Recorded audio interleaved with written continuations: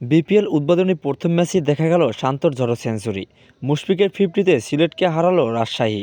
বিস্তারিত জানতে সম্পূর্ণ ভিডিওটি স্কিপ না করে দেখুন। নাজমুল হোসেন শান্ত শুরুটা ছিল ধীর গতির। প্রথম 8 বলে 2 রান তোলেন। ষষ্ঠ ওভারে সাইম আইয়ুবকে টানা 3টি 4 মেরে শুরু। একই ছন্দে খেলে গেলেন শেষ পর্যন্ত। ইনিংসের শেষ ওভারে হরজতুল্লাহ জাজায় ক্যাচ ফেললে ডাবলে সেঞ্চুরি হয়ে যায় তার। অন্য প্রান্তে মুশফিকুর রহিমও ব্যাট হাতে ছিল সাবলীল। দুজনের 100 ছাড়ানো জুটিতে 2 বল বাকি থাকতে 8 উইকেটে সিলেট টাইটান্সকে হারিয়ে দেয় রাজশাহী ওয়ারিয়র্স। শান্ত 60 বলে 101 ও মুশফিকুর রহিম 31 বলে 51 রানে অপরাজিত থাকেন। 151 রানের লক্ষ্য তারা দুজনে মিলে 130 রান করেন 71 বলে। 19 ওভার 4 বলে 2 উইকেটে 192 রান করে রাজশাহী। পারভেজ হোসেন ইমন ঝড় তোলার পর 5 উইকেটে 190 রান করেছে সিলেট। পাওয়ার প্লেতে সাইম আইয়ুব আউট হওয়ার আগে দারুণ শুরু করেন। পঞ্চম ওভারে 15 বলে 3-4 ও 2 ছক্কা মেরে 28 রান করে থামেন পাকিস্তানি এই ওপেনার।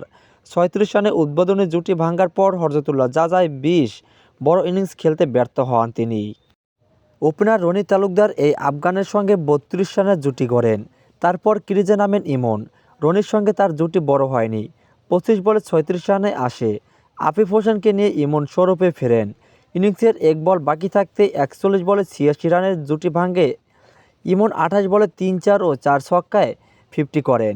আফিফ 19 বলে 33 রানে আউট হলেও 65 রানে অপরাজিত ছিলেন তিনি। 33 বলের ইনিংসে ছিল 4-4 ও 5 ছক্কা। সন্দীপ লামিচানের 4 ওভারে 38 রানে 2 উইকেট নেন। এছাড়া ভিনুরা ফার্নান্দো ও তানজিম হাসান সাকিব একটি করে উইকেট তুলে নেয়।